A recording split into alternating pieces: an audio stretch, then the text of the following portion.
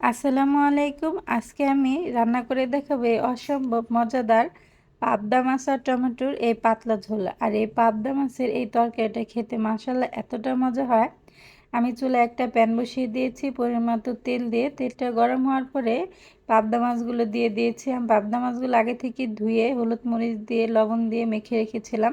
এক সাইড হলে আমি অপর সাইডটা উল্টে ভেজে তুলে নিয়েছি। আর সেম ফ্রাই প্যানে আমি এখানে দিয়ে দিয়েছি হাফ কাপ পেঁয়াজ বাটা। পেঁয়াজ বাটার একটু নেড়ে চেড়ে নেব। দিয়ে দিব 1 চা চামচ আদা বাটা রসুন বাটা, হাফ চা চামচ লবণ, 1 চামচ হলুদের গুঁড়া, মরিচের গুঁড়া, ধনিয়ার গুঁড়া আর জিরার গুঁড়া দিয়ে মশলাটা আমি নেড়ে চেড়ে কষিয়ে নেব। এভাবে যখন কষানো হয়ে তেল উপরে উঠে আসবে তখন এখানে আমি দিয়ে দেব 2টা টমেটো ফালি।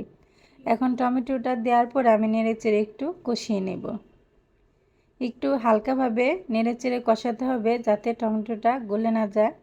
আলতো করে নেড়ে চেড়ে নিতে হবে। টমেটোটা কষানো হয়ে গেলে দিয়ে দিব আমি 2 কাপ পানি। পানিটা আমি আগেই কুসুম গরম করে রেখেছিলাম।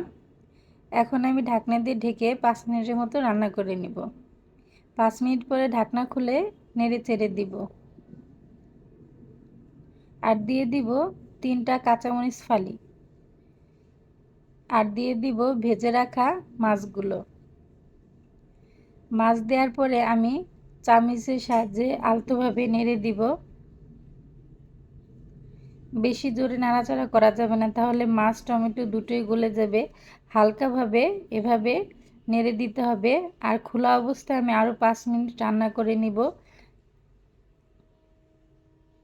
অনেক সুন্দর একটা কালার এসেছে আর অনেক সুন্দর ঘ্রাণও ছেড়েছে। আর খেতে মাশাআল্লাহ অনেক মজা হয়েছিল। আপনারা অবশ্যই বাসায় এভাবে রান্না করে খেয়ে কেমন হয় আমাকে কমেন্ট করে জানাবেন। এখন আমি একটা বাটিতে ঢেলে নিব।